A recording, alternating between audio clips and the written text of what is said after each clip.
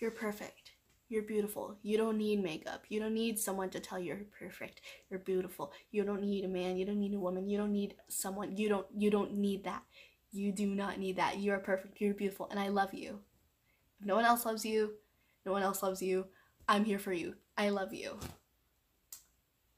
If you own one of these, you may have bought it several years ago in Disney parks. I bought this probably 10 years ago. All bad paint job and all.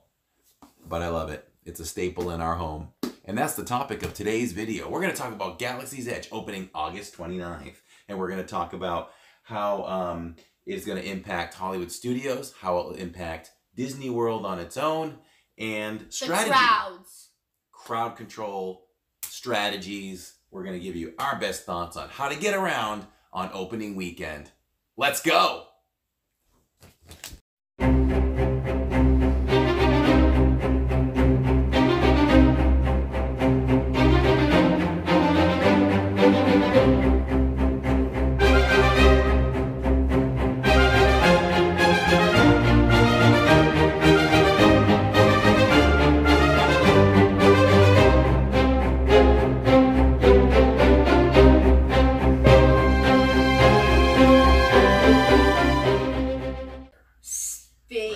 Living in Star Wars. Yeet. I'm really excited and happy to be back in the studio, back in the theater to film another video right from the couch. Because when's the last time that we did this? It's been a while, and we have to get back to it. We were forced into the studio this week because the biggest of tragedies happened with Living in Diz. We went to the Flower Garden Festival, filmed a whole bunch. We did reviews and stuff. I believe we did a food review. I don't really remember. If we did, it doesn't matter. All the audio was missing. All the audio is missing from everything we had. So we couldn't salvage it. So we had to do something for you. So we're going to do a couple of studio shows this week. And we will be back in the parks for you next week. Our stronger apologies. than ever. Let's get to the subject. Galaxy's Edge opening August 29th.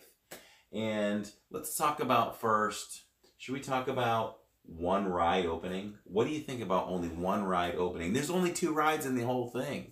This gets me pressed. This gets me angry. So, why? I mean, at first, the first thing that that you said when you told me that stuff about Galaxy's Edge, like news update, like, you know what I mean? The first thing you said was, oh, Galaxy's Edge is opening earlier than it's supposed to. I was just like, oh, that's cool. When? Like, August 29th.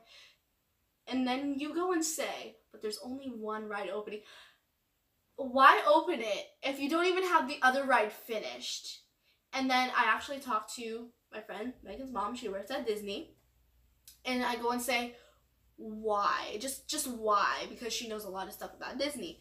And she goes and says, well, the people couldn't wait. I'm just like, make them wait. Finish the ride. She's like, oh, people want to see the land. Make them wait. I'm sorry, Disney. Just make them wait. At least just finish the rides. And it's just going to be so crowded where there's only one ride. It's going to be crazy. It is. That's not going to help things at all. At least if you had 2 rides, it would disperse the people to some degree. Now you're going to have everybody flocking to the Falcon. And we thought Pandora opening was insane. We knew that the opening of Galaxy's Edge was going to be insane anyway. I mean, everybody knows it. Disney knows it. They've tried several things to detract people by doing free dining in the summer. Now, forgive me for not knowing my free dining dates, but I'm wondering now with that August 29th opening date, that either comes right up to that date where dining ends, or it's slightly crossing over. I'm not sure. You can comment below. I just thought of that. I didn't think I was going to talk about that, so I didn't research the dates. But that could bring more people in too. But Disney's smart, so I bet dining cuts off just before August 29th. But they've tried to do some things. And I think another strategy that Disney's doing is they're opening it up not on Saturday this time. Pandora opened up on Saturday, and so did Toy Story Land, and we were there for both of them. This one's opening up on Thursday, Wednesday or Thursday? Thursday. So I think they're doing that to get some of the numbers in before the locals come in on top of the people vacationing. So you know what? I don't think that's gonna work. It's Galaxy's Edge. You know, Star Wars is the biggest franchise ever in history, and I think it always will be. So I don't think that's gonna work, Disney. I mean, you tried to be smart, love ya, but I mean, I don't think that's gonna work, honestly. no, they got to try to do some things, and that's probably the best they can. I mean, they're putting out the most popular land ever created, that will ever be created. Honestly, of course, we're really excited as huge Star Wars fans. That poster right there, you see the bottom of it? Like, this whole room is covered in Star Wars posters.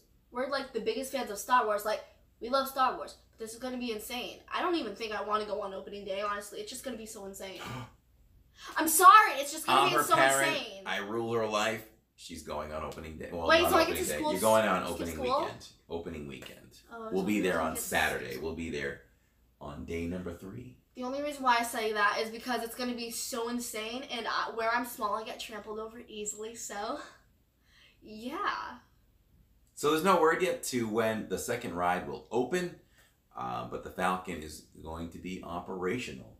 Just because it's one ship, though, there's more than one cockpit to ride in, so they'll be loading more than just the one Falcon.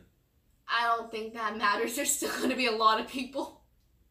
Oh, there is. No matter what, it's going to be crazy. If you don't want to deal with those nasty crowds, then you're just going to have to wait. And there are a lot of people that are waiting and willing to wait on social media, as I asked that question today on Facebook. And I would say roughly out of all the people that answered on Facebook, I probably saw 30 replies. And I would say 2/3 of the people are consciously staying away or have scheduled vacations for that week and are mad that it was released because they did not want to be there for that. So, oh well, what are you going to do? Like, we're that's happy. the only reason why I don't want to go on opening day. I mean, at least we're not. It's just going to be so insane. I don't think I would like to get trampled over a jillion times, though. Oh, jillion. Well, we're going to get to that. We'll get to our strategy and how to handle that if you want to go on day 1, day 2, day 3, and probably so on for a while. So let's talk about the strategy and how it's going to impact Hollywood Studios. Hollywood Studios is not a big park, including really with Galaxy's Edge. And Toy Story, the recent extension, and like all this stuff. It's just not big. It never was. No, we love it. But that aside, what do you think is going to happen to Hollywood Studios once Galaxy's Edge opens? I'm not even sure you're going to be able to walk in, just casually scan your band and walk in. I don't think it's even going to be possible. It's going to be a tough park to navigate, even down where, I think you'll see an overload of attendance by triple even in Muppets, because people are going to need somewhere to escape to. I'm going to make this call right now. Rizzo's Pizza Rizzo is going to open. They're going to have to open that up. They're going to have to feed some people because it's what other going to be restaurants insane. Are there? What other restaurants are there? There's Mama Sci-Fi, Melrose, Brown Derby, 50's Prime Time. That's all going to be booked up if it's not already. It's got to be booked up by now. Everybody was on the phone the day that those dates were released. So it's just going to obviously make everything else in Hollywood Studios very busy. And I think one reason why Toy Story Land is going to be even that much busier is because there's an exit and an entrance right to Galaxy's Edge. So people are going to leave Galaxy's Edge, and they're naturally going to migrate to Toy Story Land. They're like, oh, look, it's Toy Story Land. Let's and go ride Slinky rides. Dog and stuff. That's when Slinky Dog is going to be, like, opening day length. Maybe even longer. Probably. I could predict that Toy Story Land is going to be busier when Galaxy's Edge opens than Toy Story Land was on day 1 when Toy Story Land opened. Definitely. Because we were able to get on Slinky Dog at the end of the night. We did a walk-on almost on Alien Swirling Saucers on opening night. It took us, 5 minutes to get food at Andy's Lunchbox. Good service. That's going to be more insane, which we do have a video for that. Toy Story Land opening day. Oh my gosh, that was our first ever video. It's so cringy. He got the channel name wrong. Living in the Diz. No thank you. No meme! Let's talk about how it's going to impact Disney World as a whole, the whole resort. I think it's going to be hard to find hotels that are free. That's easy to say. How do you think it's going to impact? People think that the other parks are not going to be as busy. What do you say to that? I mean, for a few days, but if you're like on vacation or you're like a local going, or maybe you go like, I mean, basically just on vacation, right?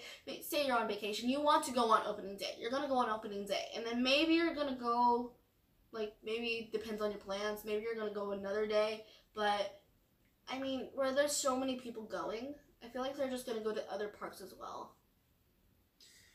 Yeah, so I mean, overall, I think you'll have big numbers around all the resorts, all the parks. But It's gonna be and I so think it hard to is. I find think it's going to trickle resorts. to that because some people think the other parks won't be as busy, but people are going to flock there because they want to see Galaxy's Edge, and they're not going to be there every day on, say, a 7-day vacation. So they'll go to Galaxy's Edge once or twice. But what are they going to do for the other days? You have to account for that. So there's going to be an overload still, I think, at Magic Kingdom, Animal Kingdom. In Epcot. Definitely. I think it's going to be busier all around. It's going to impact the entire resort. Because that's what a whole bunch of people said when Pandora opened up. That did not happen. Everything was like completely, like, just the biggest of crowds. Just. Mm-hmm. Pandora, in case you didn't know, was a 4-hour wait just to get into the land. That freed up around 3:30, 4 o'clock, where you could just walk in. Which brings us to our strategy. We're going to take our strategy that we used in Pandora and Toy Story Land, and we're going to apply it to when Galaxy's Edge opens. What we did for Pandora is we showed up about 1 o'clock or so, and that's when we got word that it was a 4-hour wait. So we just waited it out. We went and did other things around the park, had some fast passes for things, and we just planned to not ride any of the new rides in Pandora. We just wanted to go in, walk around, just sit. It's rare that we just sit around and soak in the atmosphere, and that's what we did for Pandora. We just sat around, soaked in the atmosphere. We were in awe of all the theming and the floating mountains and all that stuff. It was awesome, and I still am. Every time I go in, I just have to look up for, several minutes. You got to look at all the no wonder I don't bump into anybody. And plants and stuff. You just have to look. I mean, it doesn't matter how many times you go there. We've gone there several times, and we still look around. It's so pretty. In Toy Story Land itself, we went in, same thing, about noon. We vlogged the whole thing, inside and out. We got some food, did a food review. And the wait times for the rides were just too busy. So we just did some other things. We came back in the evening, and we were able to bang out every single thing. Toy Story Mania, Aliens Rolling Saucers. And we went on Slinky Dog towards the end of the night. So, do I think that exactly thing is going to happen at Galaxy's Edge? No. Definitely not. As much as I love the Falcon and this and that, this is our strategy for this one. We're going to show up. We're going to show up to Hollywood Studios. It'd be exciting, really exciting, so we should really make an effort to get there early. So say we roll in about 10 o'clock in the morning. That's early for us. Just fast. We'll have fast passes for other stuff. We'll bang out our favorites, Tower of Terror, Rock and Roller Coaster, maybe Star Tours, something like that. And then we'll head into Galaxy's Edge, and we're just going to soak it up for however long we want to. Walk around, try to get some blue milk or a drink, do some food reviews in there. And we're pretty certain we can get all that done. And it's just going to be something just to be on the planet of Batuu and just look at the aliens and things like that. So we're going to soak all that up. We do have an outside hope of getting on the Falcon, but we are not counting on it.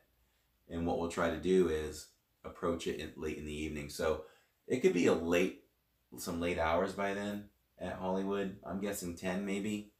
So I'm thinking 8:30 or so. Check in and see what the time is. We're a family that knows our way around all the parks, and we do not wait in lines any longer than 30 minutes usually if we have to.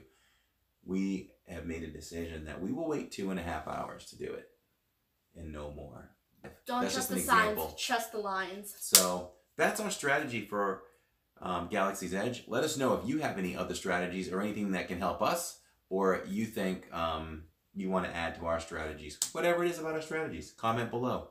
I think we have a new hope to get inside the Millennium Falcon, and where it's the only ride. It's the only ride that is going to be opening with like the whole land. Second of all, it's the Millennium Falcon. That ship is the fastest in the galaxy. It made the castle run in less than 12 parsecs. It sure did. I need to re-say that. Re-speak. I can't English. I can't English! Alright. Go slower, you must. That's a blooper right there.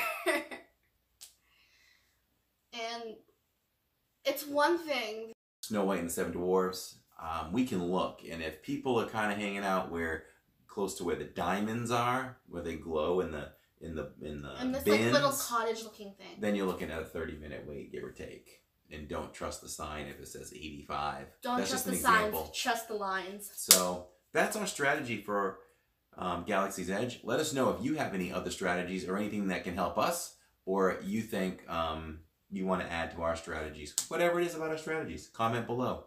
I think we have a new hope to get inside the Millennium Falcon, and it's the only ride. One, it's the only ride that is going to be opening with like the whole land. Second of all, it's the Millennium Falcon.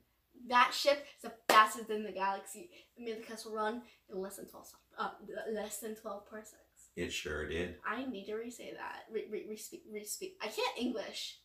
I can't English! Alright. Go slower, you must. That's a blooper right there. And it's one thing that Galaxy's Edge is opening with one ride. It's another thing that it's the Millennium Falcon. That ship is the fastest one in the galaxy. Fastest hunk of junk in the galaxy. And it made the castle run in less than 12 parsecs. That's insane. It is. So that's going to be hard to get on. So I think we've said it all. That's our spin on Galaxy's Edge. I'm Corey. I'm Jillian. And we're Living in Diz.